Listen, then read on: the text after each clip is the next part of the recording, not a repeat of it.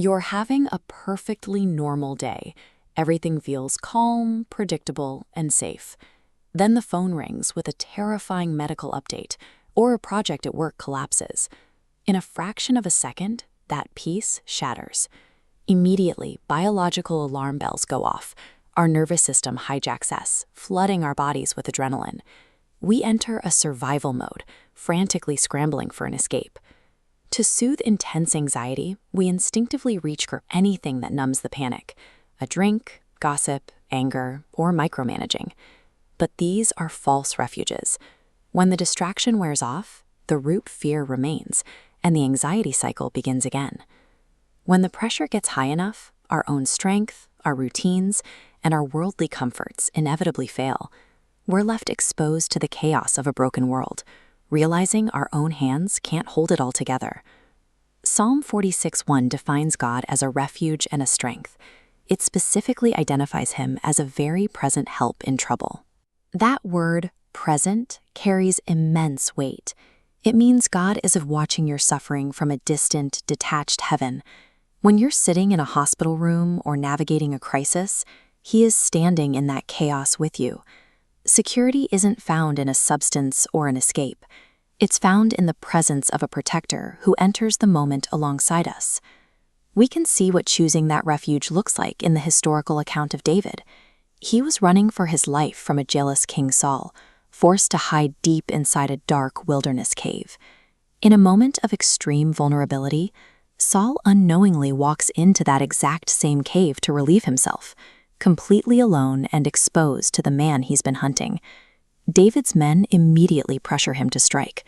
To them, this is a divine opportunity to kill the king and finally secure David's safety. David creeps up in the darkness, but instead of striking, he shows incredible restraint. He only slices off a corner of the king's garment as proof of his presence and lets Saul walk out alive. David later told his men he wouldn't lift a hand against the anointed of the Lord. By sparing his enemy, David proved his trust didn't rely on a sword, but on the God who had placed Saul in power and promised to protect his people. When we trust we are under that same protection, we're freed from the burden of taking control through panic or vengeance.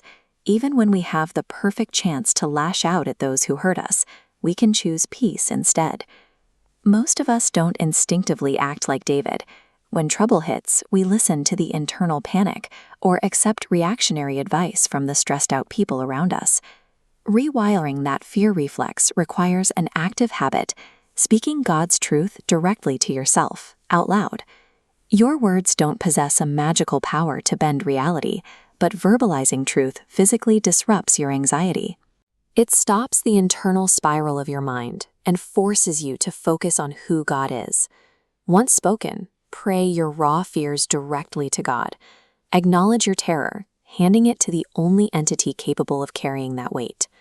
By communicating truth to your own mind and confessing your fears to God, you step out of a survival mode and into the reality of his protective covering.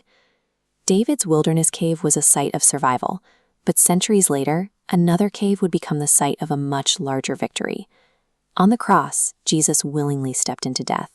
He bore the penalty for our sins and faced down the source of all human fear. But death couldn't hold him. Jesus physically resurrected, walking out of that grave and proving victory over both sin and death. For anyone who believes, that reality shifts the paradigm. Because of the resurrection, the worst-case scenario on earth, death, simply becomes the doorway to eternity with Jesus. If the threat of death has already been defeated, the daily anxieties of our broken world lose their power to destroy us.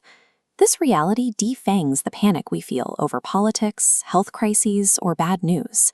You don't have to scramble for false refuges. Genuinely believing that God is in the room with us changes our default reaction. It replaces chaos with a deep, unexplainable peace.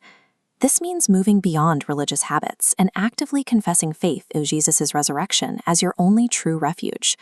No matter what breaks in this world, believers can walk forward with confidence. When storms hit, they know exactly who their safe place is.